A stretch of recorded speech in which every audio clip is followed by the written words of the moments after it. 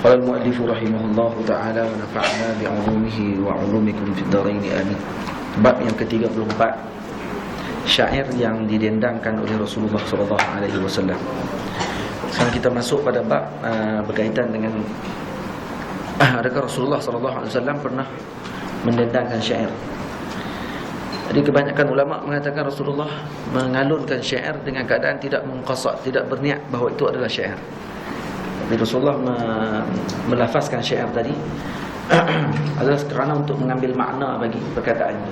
Kadang-kadang Rasulullah bercakap, maksudnya spontan keluar dari mulut, kerana Rasulullah sallallahu alaihi wasallam adalah orang yang mewarisi bahasa Nabi Allah Ismail alaihi salam. Maka kerana itu, dalam perkataan Rasulullah, perkataan yang cantik dan tersusun rapi. Dan ini juga adalah salah satu daripada mukjizat yang diberikan oleh Allah Ta'ala kepada Rasulullah sallallahu alaihi wasallam. Hadis yang ke-186 dalam satu riwayat daripada Sayyidina Shuraih Al-Kufi berkata, Sayyidatuna Aisyah radhiyallahu ta'ala anha ditanya, hal kana Rasulullah sallallahu alaihi wa alihi wasallam yatamathalu bi syai'in min asy-syi'ri? Apakah Rasulullah sallallahu alaihi wasallam pernah mendeklamasikan syair? Jadi perkataan yatamassal ini kalau dideklamasikan lebih daripada 3 syair. Ada 3 rangkap syair. Tapi yang dimaksudkan oleh Sayyidatina Aisyah di sini adalah umum. Walaupun satu rangkap syair pun diletakkan dengan perkataan yatamassal. Karena Sayyidatina Aisyah radhiyallahu taala anha min afsahil Arab, masuk orang yang sangat fasih dalam bahasa. Faqalat, kata Sayyidatina Aisyah, kana yatamathalu bi sya'ri ibni Rawahata wa yatamathalu bi qawlihi wa ya'tika bil akhbari man lam tuzawwidi. Dan Rasulullah SAW pernah membacakan syair Ibnu Rawahah, dan juga Rasulullah SAW pernah juga membaca syair yang berbunyi wa ya'tika bil akhbari man lam tuzawwidi, akan datang kepadamu berita-berita yang dibawa oleh orang yang tidak kamu berikan bekalan.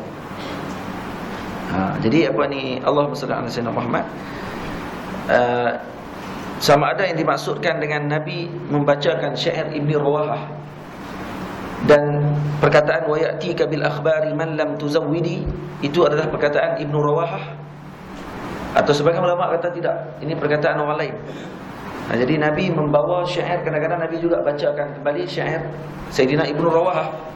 Ini Sayyidina Abdullah Al-Ansari Al-Khazraji radhiyallahu ta'ala anhu, di kalangan sahabat yang mana sangat hebat dalam sastra, termasuk Sayyidina Ka'ab, termasuk Sayyidina Hasan bin Thabit radhiyallahu ta'ala anhu. Sayyidina Ibnu Rawahah mengikuti semua peperangan Nabi sallallahu alaihi wasallam bersama dengan Rasulullah, kecuali dan dia syahid dalam peperangan Mu'tah. Semua perang dia ikut. Dia masuk Islam ketika hijrah yang pertama, kemudian dia berjuang bersama Nabi daripada permulaan perang sampai semua peperangan yang bersama dengan Rasulullah dia akan ikut. Ini Sayyidina Abdullah Al-Ansari Al-Khazraji yang digelar sebagai Ibnu Rawahah. Baik. Sayyidina Abi Hurairah radhiyallahu taala anhu mengkhabarkan bahawa Rasulullah sallallahu alaihi wa alihi wasallam bersabda, inna asdaqa kalimatin qalaha asy-sya'iru kalimatu labidin. Syair yang terbaik, yakni yang paling benar, yang pernah diungkapkan oleh seorang penyair ialah syair Labid ibni Abi Rabi'ah Al-Amiri radhiyallahu ta'ala anhu. Beliau penyair yang hebat sebelum Islam, kemudian masuk Islam dan baik Islam. Kemudian beliau tinggalkan terus syair selepas masuk Islam, tidak lagi bersyair. Jadi berhijrah, tinggal terus, tak nyanyi dah kata. Contoh. Jadi macam ni lah syair ni. Jadi perkataan syair yang disebut oleh Labid ibni Abi Rabi'ah ini semuanya kalam-kalam yang baik. Antaranya benda yang disebut ala kullu syai'in ma qala Allah batilu. Ingatlah segala sesuatu selain daripada Allah pasti akan binasa. Sebut itu. Dan kemudian kata Rasulullah, wa kada Umayyah bin Abi Salti an yuslima. Hampir-hampir Umayyah ibni Abi Salt menjadi muslim kerana mendengar syair-syairnya. Jadi Umayyah ibni Abi Salt ni seorang lelaki pada zaman jahiliyah. Dia juga orang yang pakar juga dalam syair, hebat juga dalam syairnya. Jadi dia tidak masuk Islam Syair-syairnya penuh dengan tauhid. Umayyah ibn Abi Salt. Tapi bila mana Nabi SAW diutuskan, dia tidak mau mengikut Islam kerana ego. Kerana dia menyangka kata dia antara orang yang sepatutnya diutuskan oleh Allah Ta'ala. Ini Umayyah ibn Abi Salt. Lepas tu kata Rasulullah, dia kalau kata dia dengar kada, perkataan kada ni dalam bahasa Arab, yani kada Umayyah bin Abi Salti an yuslima. Perkataan kada ni dalam bahasa Arab maksudnya menunjukkan kepada dekat, hampir-hampir. Untuk qurba, dipanggil qurba. Tapi tidak berlaku kada tadi. Kalau yang hampir berlaku tapi tidak berlaku digunakan perkataan kada dalam bahasa Arab. Nah, kada Umayyah bin Abi Salti an yuslima. Hampir-hampir dia menjadi muslim hanya kerana mendengar syair yang diungkapkan oleh Sayyidina Labid ibn Abi Rabi'ah Al-Amiri radhiyallahu ta'ala anhu. Baik. Kemudian hadis yang seterusnya, Sayyidina Jundub ibn Sufyan Al-Bajali radhiyallahu ta'ala anhu mengkhabarkan, asaba hajarun isbi'a Rasulillah sallallahu alaihi wa alihi wasallam fadamiyat faqala hal anti illa isba'un damiti wa fi sabilillahi ma laqiti. Rasulullah, jari jemari Rasulullah, jari di sini jari kaki Rasulullah. Asaba hajarun isbi' atau isba' atau usbu'. Boleh baca 9 wajah. Isbi' jari ini boleh baca dengan 9 bacaan dalam bahasa Arab. Nah, isbi', usbu', asabi', macam-macam. Nah. Jadi yang terkena di mana ni? Di kaki Rasulullah sallallahu alaihi wasallam, dari kaki. Jadi lalu berdarah kaki tersebut. Nah, di dalam perang ni sama ada perang Uhud kata para ulama ataupun peperangan yang lain. Yang disebut oleh Imam Bajuri yang pertama perang Uhud. Mungkin perang Uhud. Dan kemudian Rasulullah sallallahu alaihi wasallam bersabda, bersyair yang bermaksud hal anti illa isba'un damiti. Isba' pun boleh, isbi' pun boleh. Dia baca dulu. Engkau hanyalah jari jemari yang berlumuran darah. Wa fi sabilillahi ma laqiti. Tapi darah yang keluar ini tidak membazir. Lantaran luka ini didapati pada jalan Allah. Pastilah ia akan diganti oleh Allah Ta'ala.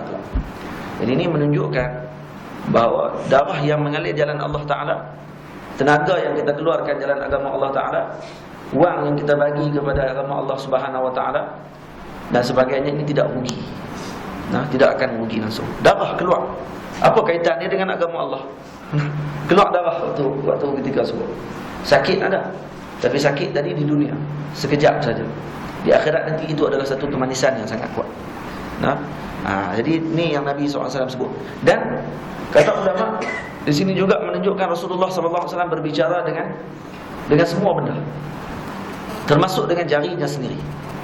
Kata ulama ini mungkin ini adalah mukjizat Rasulullah SAW. Dan darah tadi dan jari Nabi SAW akan menjadi tenang bila mana Rasulullah SAW berbicara dengannya. Nampak? Ada ulama sebut, kita sebut dah sebelum ni kan, cara macam mana nak bagi darah. Kalau kata darah hidung, damur ru'af, orang yang keluar darah hidung, nak bagi berhenti darah hidung tersebut, tulis di dahi apa dia? Makkatu wasatul bilad wallahu raufun bil ibad. Nah, baca doa sebut, so darah akan berhenti di hidung. Tapi kena yakin nak baca doa tu. Ada orang dia tak yakin, lepas tu dia marah kita, tak jadi pun. Bagilah yakin dulu. Dia kena yakin ni, kata ulama, kadang-kadang boleh jadi mujarab doa tadi dan juga mujarab perkara yang kita lakukan tadi adalah kerana yakin. Sebabkan yakin yang tinggi tadi menyebabkan akan mujarab. Psikologi juga tu pun. Satu hari ada seorang perompak datang nak rompak satu rumah. Dia duduk depan pintu rumah dan nak rompak dah ni. Nak rompak dalam rumah ni. Dalam rumah tersebut ada seorang perempuan dengan anaknya yang lumpuh setengah badan. Jadi bila perempuan ni ketuk pintu dah, kalau perempuan ni buka pintu saja, maka dia akan masuk dalam rumah dan akan rompak barang dalam masuk. Bila perempuan ni buka pintu, perempuan ni pula sambut dengan elok, sila masuk dalam. Bukannya buka pintu, tak buka, sambut elok. Kemudian suruh duduk makan dulu. Kejut perempuan ni, saya nak rompak tak jadi. Tengok bagus sangat pula tuan rumah ni. Dia pun heran. Dia tanya, kenapa yang layan saya ni baik sangat? Dia kata, sedangkan saya ni kamu tak kenal apa semua. Dia kata, sebenarnya macam ni. Saya ada seorang anak saya ni lumpuh asalnya. Tapi bila kamu ketuk pintu tu, saya terus berniat dalam hati saya, ya Allah, dengan keberkatan wali yang ada di depan pintu itu, legakan anak saya. Jaga terus anak boleh bangkit terus jalan waktu tu. Dan aku buka sebab tu aku layan kamu, kerana aku yakin kamu adalah wali Allah Ta'ala. Padahal pelong tu rompak, insaf terus pada ketika tersebut. Bertaubat dari jalan Allah Ta'ala. Kerana apa? Kerana keyakinan perempuan. Ini kata ulama-ulama, kadang-kadang yakin tu menyebabkan akan berlaku benda yang tidak disangka-sangka. Yakin. Jadi Rasulullah SAW berbicara dengan jarinya sendiri. Hal anti illa isba'un damiti wa fi sabilillahi ma laqiti. Jadi jangan rasa rugi dengan segala yang kita habiskan, peluh kita, semua yang kita beri kepada jalan agama Allah Ta'ala, tidak rugi. Sahabat dahulu, Sayyidatina Ummu Sulaim radhiyallahu ta'ala anha, tidak ada benda apa nak bagi kepada Rasulullah untuk perjuangan. Maka dia serahkan anaknya Sayyidina Anas bin Malik radhiyallahu anhu untuk perjuangan agama Allah. Serah Sayyidina Anas bin Malik. Jadi anak jadi khadam kepada Rasulullah sallallahu alaihi wasallam. Dia jumpa Rasulullah, ya Rasulullah, aku tak ada apa nak bagi Rasulullah. Jadi aku ada anak kecil ini yang umurnya 10 tahun. Aku serahkan kepada kamu untuk dijadikan khadam kepadamu ya Rasulullah. Maka akan jadi khadam. Jadi khadam kepada Nabi sallallahu alaihi wasallam, dan hasil daripada tarbiyah Rasulullah maka menjadi Sayyidina Anas bin Malik yang terkenal dalam dunia Islam dan langit dan bumi. Terkenal Sayyidina Anas bin Malik. Hanya kenapa diserahkan kepada Rasulullah. Maksudnya kita pun kena ada juga dalam ibu bapa, kena ada dalam perasaan hati dia untuk serahkan anak dia kepada perjuangan agama Allah Ta'ala. Kena serahkan kepada Islam. Itu. Kena niat begitu. Tidak rugi. Lepas tu ulama-ulama, anak yang akan lahir tidak lain tidak bukan diniatkan untuk agama Allah. Sebagaimana dia dah tua sangat dah. Dan waktu dia minta kepada Allah untuk dilahirkan anak sebagai pengganti kepada perjuangan Nabi Allah Zakaria alaihissalam, maka yang diminta oleh Sayyidina Zakaria apa dia? Seorang yang akan menggantikan perjuangan. Satu je. Tak ada tujuan lain. Bukan untuk gantikan harta. Nanti kalau aku mati nanti pakai berebut harta aku semua apa. Tak. Dia nak seorang pejuang agama Allah, seorang alim, seorang yang akan mampu membimbing ummah ini. Itu kita kena niat. Taklah hati kita. Tak anak kita, cucu kita. Tak kita. Kemudian dalam hadis yang 189, Al-Bara' ibn Azib radhiyallahu ta'ala anhu berkata, qala lahu rajulun, kata seorang lelaki bertanya kepada Sayyidina Al-Bara', afarartum an Rasulillah sallallahu alaihi wa alihi wasallam ya Aba Umarah? Adakah kamu semua ni, kalian para sahabat, lari meninggalkan Rasulullah sallallahu alaihi wasallam wahai Aba Umarah? Aba Umarah ni adalah kunyah kepada Sayyidina Bara' ibn Azib.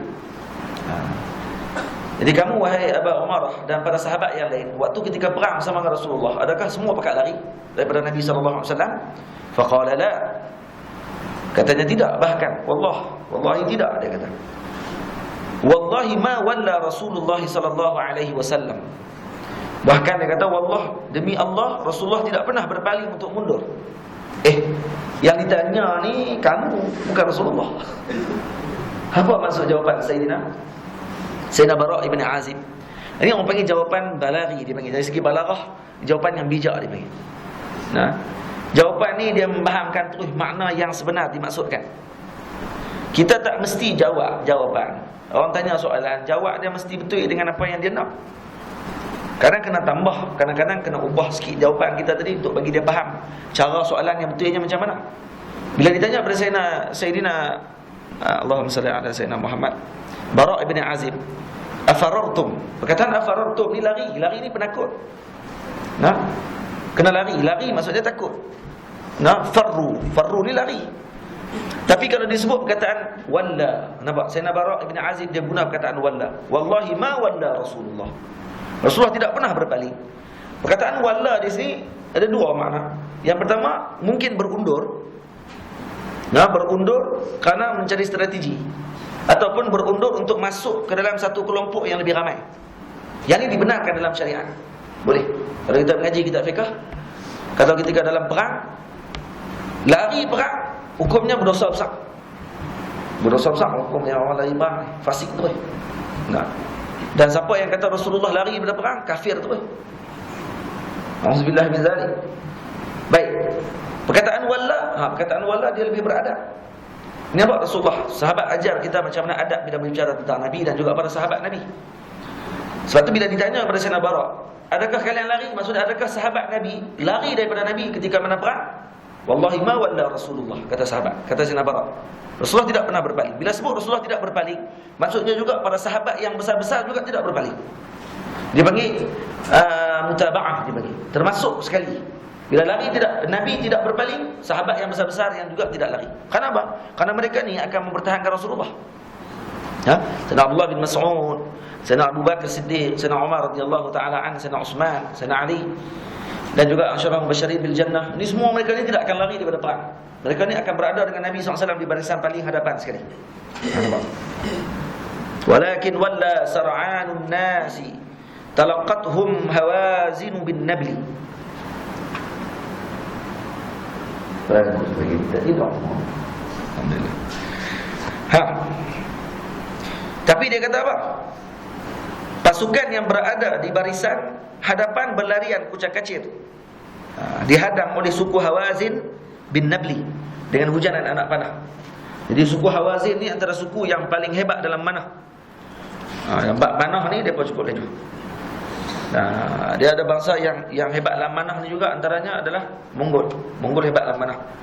Hebatnya Mongol ni boleh memanah sambil kuda duk berlari tu pun dia boleh panah lagi. Bukan kuda duk berlari dia panah kuda. Tak, dia duduk atas kuda. Dia duduk atas kuda, dia boleh berpaling ke belakang dan dia panah. Ni hebat orang Mongol. Ini masa ketika peperangan Baghdad. Diceritakan waktu Baghdad, tentera Mongol yang nak masuk ke dalam Baghdad, mereka kalau lapak dahaga, air dan sebagainya, mereka akan tebuk tengkok unta. Tengkok kuda tu tengah lari, mereka akan tebuk. Tebuk dan akan minum darah unta tersebut, darah kuda. Mereka akan tampal kembali. Tebuk sikit je lah untuk nak serut darah dia. Mana terus berjalan. Dan kadang-kadang darah kuda tadi mereka akan bekukan dan akan makan darah kuda yang beku. Hak ni Mongol. Maksudnya makanan begitu je. Mereka tak besar macam orang Arab. Orang Mongol badan macam orang kita lah, Asia. Tapi mereka boleh menang ketika sebut. Kerana apa? Kerana Arab telah meninggalkan Islam pada ketika sebut. Ingat, dengan memegang Islam sahajalah menyebabkan orang yang akan jadi kuat ataupun jadi lemah. Tinggal Islam, lemah kita. Bukan dengan bangsa kita dan sebagainya. Bukan dengan Arab, bukan dengan Melayu, bukan dengan itu. Dengan Islam. Pegang itu. Baik. Jadi bila lari, yang lari ni sebenarnya yang depan. Bahagian depan kadang-kadang kucak kacir habis semua, pening. Tengok.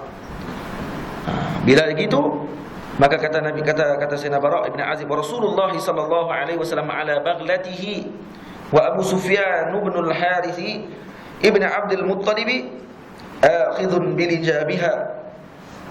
Dan Rasulullah sallallahu alaihi wasallam waktu ketika semua di atas bagal Nabi sallallahu alaihi wasallam. Bagal ni sifatnya tidak boleh masuk perang. Nama bagal Nabi namanya Duldul. Ada bagal seekor lagi namanya Fiddah. Ada 2 ekor bagal Rasulullah sallallahu alaihi wasallam yang dihadiahkan oleh Muqawqis. Ini raja pemerintah Mesir pada ketika dahulu, yang dia hadiahkan kepada Rasulullah seekor bagal dan Maryah Al-Qibtiyah. Dan kemudian dia hadiahkan juga seekor himar dan juga sirin, saudari kepada Maryah Qibtiyah, yang Rasulullah SAW serahkan sirin kepada Sayyidina Hasan ibn Sabit radhiyallahu taala. Sirin. Jadi Sayyidatina Maryah Qibtiyah Nabi ambil sebagai hamba Rasulullah sallallahu alaihi wasallam, dan daripada hubungan dengan Rasulullah maka lahir anak Nabi sallallahu alaihi wasallam yang bernama Sayyidina Ibrahim, yang wafat pada ketika umur 2 tahun. Yang Nabi menangis pada ketika mana wafatnya Sayyidina Ibrahim radhiyallahu taala alaihi salam. Baik. Jadi bagal ni sifat dia aman. Dia ni kena duduk dekat tempat yang aman-aman. Dia tak boleh masuk tempat kucak kacir. Dia masuk kucak kacir, dia jadi cempera. Tak cempera. Orang Kedah kata dia jadi pening, tak boleh tengok darah.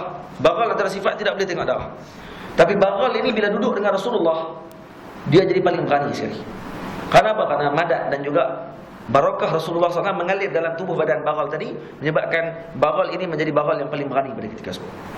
Ini sifat yang bertentangan terus dengan sifat bagal yang asal. Keledai Nabi namanya Ya'fur. Keledai Nabi nama Ya'fur. Ya'fur ni yang saya sebut sebelum ni bunuh diri. Karena rindukan Rasulullah sallallahu alaihi wasallam. Bunuh diri dia, terjun dalam telaga karena mencintai Rasulullah, merindu Rasulullah. Lepas Rasulullah wafat, dia tak makan dah. Dan dia tension, terjun dalam telaga. Mati tu. Tak ada hukum apa, masuk neraka ke apa. Tak ada, bakal tak ada hukum. Bakal yang sangat cintakan Rasulullah. Betul, ulama kata kalau kita tidak cintakan Rasulullah, kita lagi buruk dan teruk daripada bakal tadi. Ada daripada himar tadi. Bakal Rasulullah nama Duldul. Duldul sekarang lagi nama Fiddah. Duldul ini wafat pada zaman Sayyidina Muawiyah. Wafat, mati. Wafat nampak mulia kerana duduk dengan Rasulullah. Duduk dengan Rasulullah jadi mulia dia. Ini bakal Rasulullah sallallahu alaihi wasallam. Kalau unta Nabi nama Qaswa. Unta Nabi namanya Qaswa. Warnanya putih-putih sikit. Kelabu-kelabu putih. Gitu. Unta Rasulullah sallallahu alaihi wasallam. Saya nak cerita apa tentang bakal ni? Tak apa, tak ingat. Bakal ni faham muka dia macam mana? Badan macam kuda, kepala macam keldai. Dia besar sikit daripada keldai. Kalau di Mesir banyak. Baik, khususnya di Iskandaria, sebelah-sebelah pantai banyak besar. Baik. Jadi Nabi naik bakal. Bila naik bakal, manakala Sayyidina Abu Sufyan ibni Al-Haris ibni Abdul Muttalib, ini adalah saudara sesusu Rasulullah, yang dalam masa sama dia juga adalah sepupu Nabi SAW. Dia sepupu Rasulullah, dan dia juga adalah saudara sesusu dengan baginda Rasul SAW. Dia yang tolong pegang lijam. Lijam ni apa dia? Tali kekang kuda tersebut, bakal tadi. Dan ada riwayat yang satu lagi, Sayyidina Umar. Riwayat lagi juga disebut kata Sayyidina Ibn Abbas radhiyallahu ta'ala anhu memegang pedati kuda, tolong pegang dekat pegang kaki kuda tu, dia pegang kat situ. Masing-masing pakai lawan pegang. Mereka ni duduk di tepi Rasulullah sallallahu alaihi wasallam. Dan maka waktu tu Rasulullah pun bersyair, Nabi menyebut ana nabiyyu la kadzib, ana ibnu Abdul Muttalib. Aku Nabi yang tidak mendustakan Allah Ta'ala, dan kata yang aku ceritakan semuanya benar, bahawa kemenangan ini akan dapat kepada umat Rasulullah SAW. Ana ibnu Abdul Muttalib, dan saya ini adalah anak kepada Abdul Muttalib yang perkasa. Sayyidina Abdul Muttalib kenapa disebut oleh Rasulullah? Kenapa Nabi tidak sebut ana ibnu Abdillah? Yang pertama kerana syair tadi nak bagi wazannya sama. Qafiyah dia tu nak pergi sama. Ana nabiyyun la kadhib, belakangnya huruf ba. Ana ibnu Abdul Muttalib, ba juga kat belakang. Sebagai ulama kata Nabi sebut ibnu Abdul Muttalib kerana Abdul Muttalib adalah datuk Nabi yang terkenal berbanding dengan ayah Nabi SAW sendiri. Kerana ayah Nabi meninggal waktu muda, tidak sempat memimpin. Tak nampak ketokohan ayah Nabi SAW. Sayyidina Abdullah tidak nampak ketokohan sebagai pemimpin kerana tak sempat jadi. Maka Nabi sebut nama datuknya kerana datuknya yang lebih terkenal sebagai pemimpin Arab pada ketika tersebut. Abdul Muttalib, ketika Abrahah masuk ke dalam bumi Makkah, Abrahah merampah unta-unta dia. Maka Abdul Muttalib pergi seorang-seorang dengan tongkat dia yang tinggi, yang panjang, bawa pergi turun sampai depan Abrahah. Abrahah tanya, nak apa? Nak berundingkan, nak suruh kami patah balik? Ini kalau lemah lah maksudnya. Kalau kau berunding nak suruh patah balik, takut kami serang, maksud dia hebat lah mereka. Mereka kata, tak, bukan nak berunding tu. Dia kata, aku nak berunding ni, nak ambil balik unta aku. Dia kata, aku nak ambil balik unta aku yang kamu rampah. Kejut Abrahah. Dia kata apa? Saya heran dengan kamu, dia kata, pemimpin Arab ni. Kamu ni terkenal dengan orang yang perkasa, yang macam-macam, hebatlah. Tiba-tiba tak ada pula sebut di mulut ni kata nak mempertahankan Kaabah Al-Musharrafah, kerana kami ni datang nak runtuhkan Kaabah. Kamu tak sebut langsung pasal kamu nak pertahankan Kaabah. Ni apa ni? Apa punya kerja ni? Maka kata Abdul Muttalib, Sayyidina Abdul Muttalib kata apa? Saya minta unta tadi kerana tu milik saya. Kaabah ini milik Allah. Allah akan pertahankan hak dia. Pergi tu, balung tu. Senyap tak kata apa. Kaabah Allah Ta'ala punya. Kalau saya nak tahan, bukan saya bertahan, Allah yang akan bertahan. Kamu nak buat, try tengok. Tak ada nak try, mati tengah jalan Abraham. Ini yang berlaku. Baik. Itu Nabi sebut ana ibnu Abdul Muttalib. Perang ni kata ulama, perang Hunain. Dalam perang Hunain ni ada 20,000 tentera musuh lawan dengan 10,000 tentera Islam.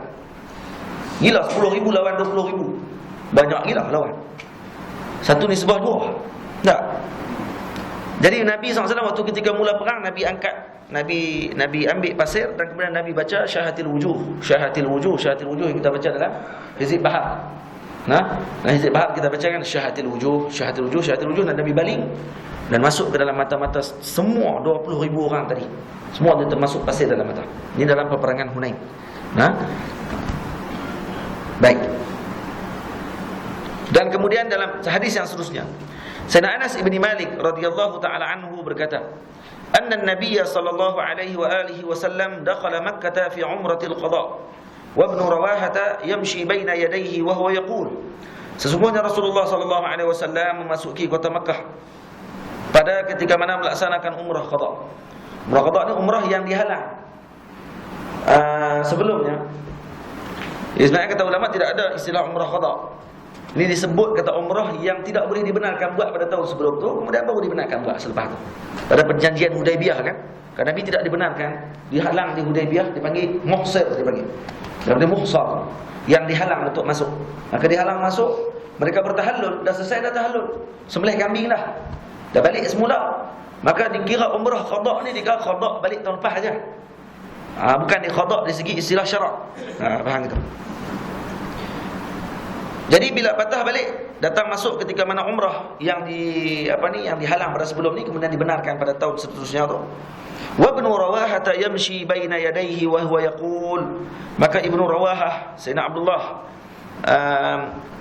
Al-Ansari Al-Khazraji radhiyallahu taala anhu, beliau berucap dengan bait syair ni, kata dia, qallu banil kuffari an sabilih al-yawma nadribukum ala tanzilih darban yuzilul hama an maqilih wa yuzhilul khalila an qalilih.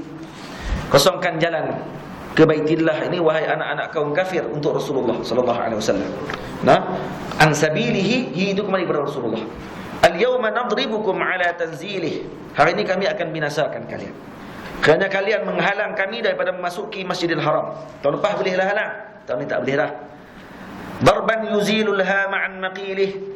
Pukulan ini, kebinasaan ini yang kalau kata kami pancung akan memisahkan kepala daripada tengkuknya. Dan kemudian wa yuzhilul khalila an qalilih, dan melupakan orang kepada kekasihnya. Apa maksud dia? Kalau kamu cuba nak halang kami akan pertahankan diri sampai kamu akan jadi kucar-kacir seperti dalam peperangan, dan kamu akan berlari meninggalkan kekasih kamu seperti dalam perang. Perang dia nak selamat diri ya, tak ada anak nak fikir orang lain. Gitu. Mendengar syair itu, Sayyidina Umar radhiyallahu taala anhu terus kata, dia marah, "Ya ibn Rawahah, baina yaday Rasulillah sallallahu alaihi wa alihi wasallam wa fi haramillah taqulu syi'ra." Di depan Rasulullah di tanah haram kamu sebut syair lagi. Ini dipanggil istifham taubih, dipanggil dalam bahasa Arab. Istifham taubih ni maksudnya pertanyaan untuk mencela. Dia bukan tanya kenapa kamu baca syair, bukan gitu maksudnya. Kamu boleh baca lagi waktu ni? Itu bahasa kita. Boleh baca lagi? Tak malu kan depan Rasulullah di tanah haram ni? Kemudian kamu bawa keluar kalam-kalam gitu, menyebabkan jadi kontroversi nanti. Kalam ni kalam gosip. Ni kalam-kalam ni kalam yang boleh menyebabkan konfrontasi. Bahasa Allah yang akan menyebabkan nanti akan berlaku perang dan menyebabkan akan berlaku pertumpahan darah di tanah haram. Soal gitu yang dihalang oleh Sayyidina Umar. Sayyidina Umar melihat benda yang lebih besar akan berlaku. Sayyidina Umar nak menghalang perkara itu berlaku. Maka kata Nabi sallallahu alaihi wasallam, kata Nabi, "Qalli anhu ya Umar." Wahai Sayyidina Umar, wahai Umar, biarkan dia. Biarkan. Ibnu Rawahah berkata begitu, "Falahiya asra'u fihim min nabhil nabli." Sungguhnya bahasa Ibnu Rawahah ini lebih laju dan tajam daripada panahan anak-anak panah. Kenapa Nabi tidak sebut seperti lebih laju dan tajam daripada pedang? Karena menggunakan perkataan anak panah dia lebih laju dan kemudian dia akan menusuk lebih dalam berbanding dengan pedang. Pedang kadang-kadang luka keluar, ini tak ada luka dalam, cucuk ke dalam tu. Yang ni yang Nabi gunakan perkataan yang ini kalam ni, walahiya asra'u fihim min nadhin nabli, dan juga panahan anak panah juga lebih laju daripada tetakan pedang. Macam Nabi sebut. Ini maksud apa ni? Ini politik untuk menggerunkan musuh. Maksud orang ni psikologi. Kamu nak halang, try tengok. Sebab kata itu. Dia orang kalau kata orang mai, sembang lah ni kan, cerita jelah. Contohlah kalau kata orang mai, orang hak pandai silat lah, tok guru silat. Kalau kata orang mai nak serang dia pun dengan buat itu, orang jadi bawa tu. Ni kena makan boleh ni. Senang nak makan. Tapi kalau tok guru silat tu, orang nak masuk dia kata, try mai. Walaupun dia bertakut, ramai ni, tapi kalau dia kata try mai tengok. Dia buat tenang kan. Berapa jadi ketua tu? Orang berfikir 3 kali, ni tak boleh nak try ni. Ni depan-depan ni bahaya ni. Betul tak? Kita tak pandai lah benda tu. Pandai ni lah, pandai cerita boleh lah. Dia nak try pula kita kan. Memang kita buka langkah banyak lah. Buka 1000. Baik. Sayyidina Jabir ibn Samurah radhiyallahu ta'ala anhu berkata, Jalastu Nabiyya sallallahu alaihi wa alihi wasallama aktsara min 100 marrah. Saya menghadiri majlis Nabi sallallahu alaihi wasallam lebih daripada 100 kali. Dia boleh kira majlis dengan Rasulullah. Di sana Jabir ibn Samurah masuk Islam mungkin lewat. Maka sebab tu dia boleh kira majlis dia dengan Rasulullah sallallahu alaihi wasallam. Kita pun kena tulis majlis kita. Majlis hadis ni kita baca berapa kali dah ni? Kalau kita suruh kira baliklah. Siapa tulis? Daripada tahun lepas dia ikut, daripada mula saya baca. Berapa? 20, 30, 34. Kerana baca setiap satu hari 34 apa ni, satu bab. Tak juga, kadang-kadang saya baca setengah bab kan. Jadi kalau ada orang dia tulis hari ni baca daripada bab ni sampai bab ni. Hari ni bab ni sampai bab ni. Lepas tu dia kira berapa majlis dia. Dalam satu kitab tu berapa majlis. Lepas tu ulama-ulama kalau khatam Sahih Bukhari contohnya, maka dia akan sebut Sahih Bukhari kami telah baca dan khatam dalam 32 majlis. Dengan bacaan Sahih Bukhari dalam 32 majlis, khatam selepas 32 majlis. Ini penting. Ini tengok sahabat ni sunnah para sahabat Nabi SAW. Dia kata wa kana ashabuhu yatanashaduna asy-syi'ra. Sahabat-sahabat Rasulullah SAW saling mengumandangkan syair. Mengumandangkan baca syair, deklamasi syair depan Rasulullah. Wa yatadzakaruna asya'a min amril jahiliyah. Dan mereka juga saling kadang-kadang membicarakan tentang peristiwa zaman jahiliyah dulu, apa yang mereka lakukan. Jadi kenangan-kenangan lama tu disingkat kembali. Bahasa kita kan. Kemudian Nabi SAW hanya berdiam diri. Wa huwa sakitun wa rubbama tabassama ma'ahum. Jadi perkataan rubbama tabassama ma'ahum tadi ini bermakna Nabi tidak mengingkari apa yang mereka lakukan. Tapi takut lagi orang kata wa huwa sakitun, Nabi diam pada ketika tu. Diam ni mungkin orang akan ihtimal dalam kepala, mungkin Nabi tidak suka. Tapi bila disebut rubbama tabassama ma'ahum, kadang-kadang Nabi tersenyum bila mana bersama dengan mereka. Nabi tidak melarang maksudnya. Maidamallah sebut ya hanana bid'ah dalalah. Buat majlis baca zikir syair sikit, ini tidak pernah dibuat pada zaman Nabi SAW. Ini syair apa? Ni ambil pada mana? Dia kata dia terlalu rigid dengan apa ni, literis dipanggil. Orang yang terlalu melihat kepada perkataan-perkataan. Dia tidak boleh keluar daripada perkataan tadi. Tak nampak pujian Nabi ni macam mana. Orang-orang yang muji Rasulullah baca burdah Al-Imam Al-Busiri terus dicop sebagai orang yang syirik, orang yang bid'ah dan sebagainya. Jadi kita elakkan. Nak bezakan kita dengan kaum ahli fitnah pada zaman lah ni, tu cara dia tengok macam mana kita dengan Rasulullah sallallahu alaihi wasallam. Kadang-kadang begitu cara nak kenal kaum-kaum ni. Tapi bukan kita sebagai penghukum. Untuk menyelamatkan kita dan keluarga jadilah. Kita dah menghukum orang pula. Tak. Sayyidina Asy-Syarif radhiyallahu taala anhu berkata, "Kuntu ridfan Nabi sallallahu alaihi wa alihi wasallam fa anshadtuhu 100 qafiyatin." Saya pernah menunggang di belakang Nabi sallallahu alaihi wasallam. Jadi bukan menunggang di belakang Nabi ni, naik belakang Nabi.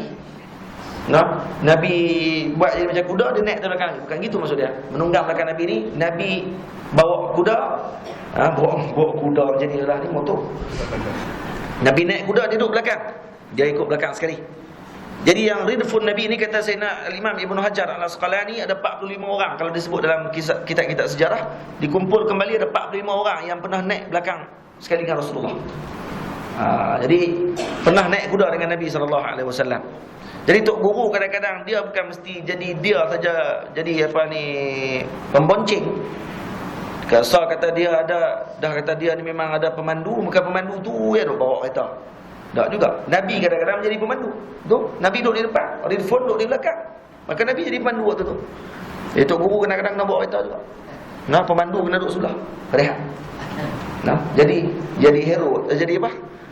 Jadi dia jadi tokeh hari itu. Nah, kadang-kadang suruh duduk belakang lagi. Kalau biasa dia duduk belakang, suruh pemandu dia pula try duduk belakang tengok sekali.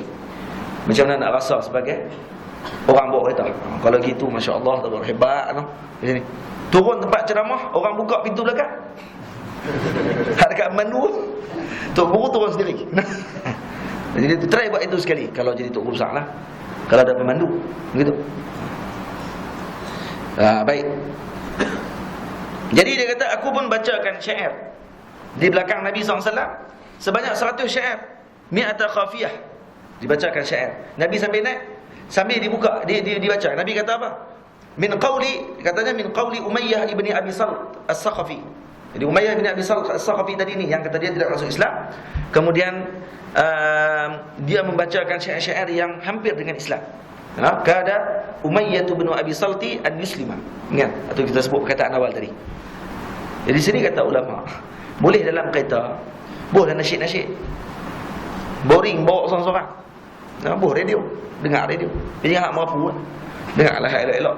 Saya mana tidak lalaikan kita. Ni boleh. Ni Nabi SAW suruh dia bernasyid. Apa ni bacakan, deklamasikan syair. Kullama ansyadtuhu baitan, kata Sayyidina Syarid, setiap kali aku membacakan satu syair, qala lin nabiy sallallahu alaihi wasallam hi ni maksudnya apa? Zidni. Ini isim fi'il amar dipanggil dalam bahasa Arab. Hi maksudnya zidni, tambahkan lagi. Tambah lagi. Hatta ansyadtuhu mi'atan ya'ni baitan. Sehingga aku membacakan 100 bait tu. Aku baca satu, Nabi kata, tambah lagi. Aku baca satu lagi, Nabi kata, tambah lagi. Tambah sampai 100. Qala Nabi sallallahu alaihi wa alihi wasallam, maka kata Rasulullah sallallahu alaihi wasallam, in kada la yuslima, sungguhnya Umayyah itu hampir-hampir masuk Islam. Karena perkataan dia ni perkataan yang hampir dengan Islam. Dia tak masuk Islam. Nampak macam mana? Ini perkataan yang disebut oleh Nabi sallallahu alaihi wasallam. Sayyidatuna Aisyah radhiyallahu taala anha. Jadi di sini kata ulama, boleh kita mendengar bacaan dan juga lagu-lagu daripada orang yang bukan Islam. Dengan syarat dia tidak melalaikan kita daripada bukan memuja-muja tok kong dia kan. Memuja juga dia punya agama dia. Tak boleh Tapi kalau dia cerita pasal alam semula jadi contohnya. Pokok itu hijau, hijau itu cantik contoh. Tapi yang menyanyi mana ada lagu macam tu. Dah lah baik pun tak pernah sedap. Suara pun tak sedap juga. Ditambah pula 2 kali tak sedap. Contohlah kalau dia nyanyi lagu pasal alam semula jadi, lagu Tarzan ke apa semua kali tu kan. Hak menyanyi tu Mak Saleh. Kata astagfirullah, haram lagu ni, astagfirullah. Tak mengingatkan kita pada Allah Taala. Dan kalau kata kita dengar tadi dengan keadaan cerita tadi bukanlah larikan kita daripada akidah, silakan, tidak ada masalah. Tapi ulama-ulama yang sufi yang kadang-kadang menjaga benda ni, mereka tidak dengar. Ada guru kita yang tak dengar terus. Kaset-kaset radio ni tak dengar terus. Buang tu radio dalam kereta. Tak apa untuk diri dia, tapi dia tak boleh lazim pada orang lain. Dia tak boleh kata semua orang tak boleh haram dengar radio. Tu dia lah. Lepas tu kita dengan anak-anak kita jangan rigid sangat dengan anak-anak kita. Jangan habaq kat anak kita ni, radio pak tak boleh dengar, TV pak tak boleh tengok, game minta maaf, main game bukan anak aku. Tu dia lah. Kita jangan rigid sangat gitu. Sebab apa? Nanti anak kita tak boleh berhadapan dengan zaman. Bukan kita nak itu kena pergi game, kena pergi dia main game banyak-banyak. Bukan gitu. Sekurang-kurangnya dia tidak tertipu dengan zamannya. Dia tidak tertipu dengan zaman. Ini pandangan saya lah. Pandangan saya. Pernah ustaz suka main game? Tak juga. Karena kita tengok kadang-kadang ada orang yang dia nak jaga semua anak dia. Kemudian dia tidak biarkan anak dia tak bagi anak dia keluar daripada rumah, tak beli TV dalam rumah untuk anak dia tengok alam ni. Kemudian nanti anak dia bila keluar, anak dia jadi culture shock. Jadi kejutan budaya. Kadang-kadang dia lagi teruk daripada budak ada tengok TV selalu dah. Selalu macam itu berlaku. Sebab dia tidak berhadapan dengan zaman. Ulama tak ajak begitu. Kaedah untuk didik anak ni bukan begitu. Bukan halang dia. Tapi kita bagi panduan kepada dia. Ini tak boleh tengok. Buka-buka tengok cerita tak elok, tutup. Tak boleh. Cerita macam ni tak boleh tengok. Jadi budak ni dia, rupanya cerita macam ni tak boleh tengok. Tak tahu dalam kepala dia. Dan kalau pak tak tutup, tu yang jadi gitu. Pak buka, dia pun cerita orang putih macam ni. Dah agak nak. Cerita orang putih dia memang macam ni. Kalau tak ada cium tu bukan cerita orang putih lah. Kau dah nak ubah filem lain? Tak, tengok terus. Budak tu pun macam ni. Betul nak try? Tu yang kata kita kena cepat bagi halang kat dia. Ni tak boleh. Yang ni boleh. Yang ni tak boleh. Itu cara dia. Ada orang tanya kat saya, Ustaz, saya ni adik saya tak boleh, mak saya tak pergi keluar rumah. Takut nanti dia bercampur dengan kawan-kawan tak elok. Jadi TV pun tak ada di rumah, apa pun tak ada. Jadi macam mana saya nak buat dengan dia? Boleh tak saya beli game kat dia? Dia kata, boleh tak saya beli game? Ada kawan-kawan dia tidak boring duduk di rumah. Asyik baca kitab, baca kitab, baca buku SPM. Baca buku.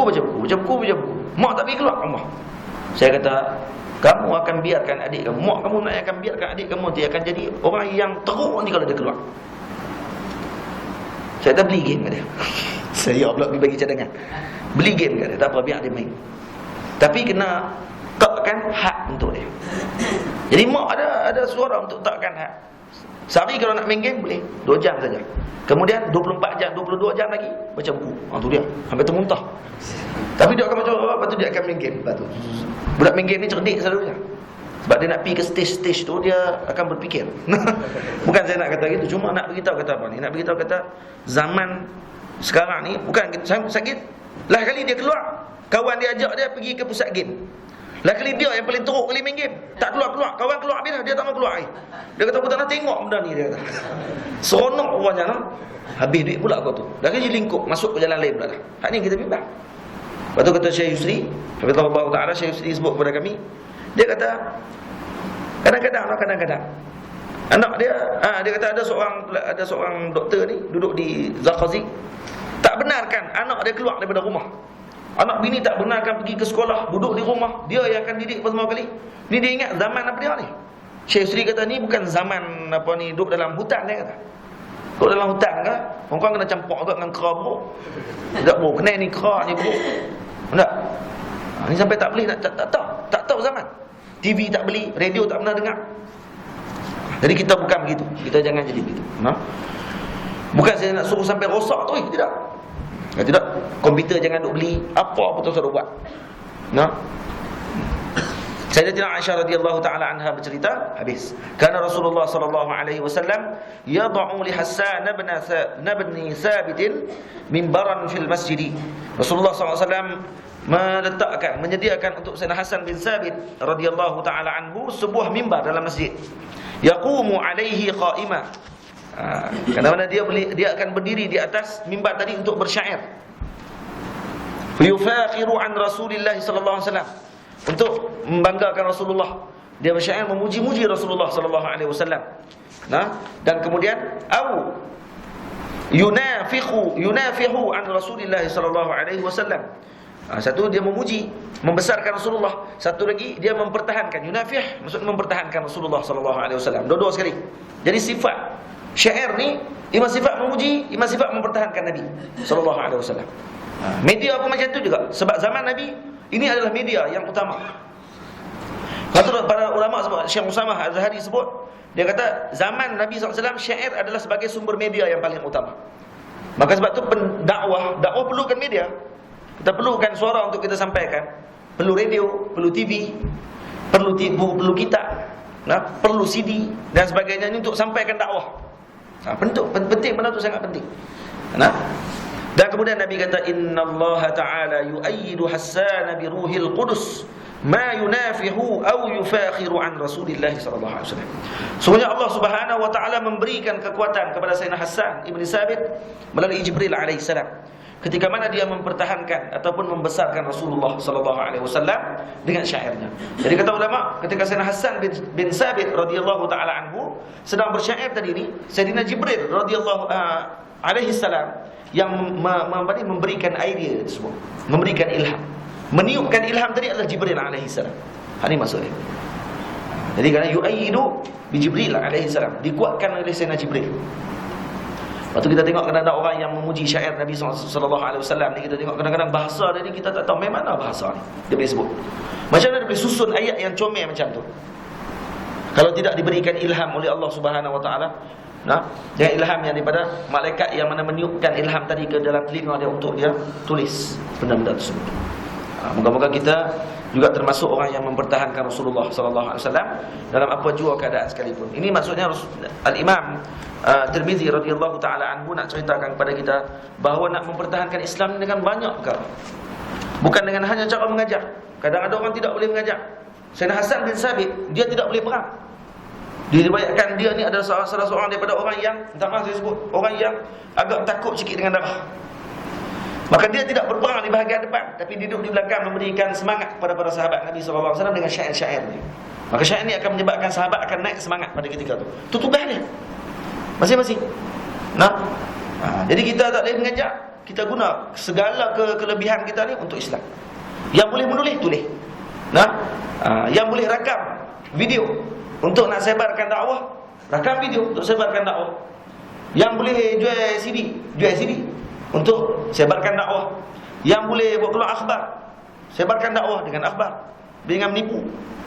Kemudian yang boleh buat TV, duit mahal sikit. Dia boleh jadi syarikat TV, boleh buat studio untuk panggil para masyayikh untuk mengajar dan juga menyampaikan Islam. Buat gitu, masing-masing, cara masing-masing. Yang penting buat ujian untuk Islam. Itu saja. Aqulu qawli hadza, astaghfirullahal azim li wa lakum.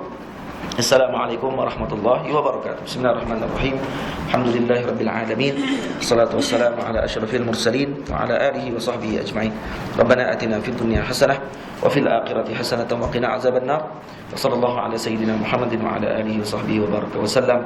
Walhamdulillahirabbil alamin. Esok insya-Allah kita akan bincang berkenaan dengan Nabi berbincang pada waktu malam dengan isteri-isteri Nabi sallallahu alaihi wasallam. Apa dia yang Nabi bersembang-sembang pada waktu malam, esok pagi insya-Allah. Allah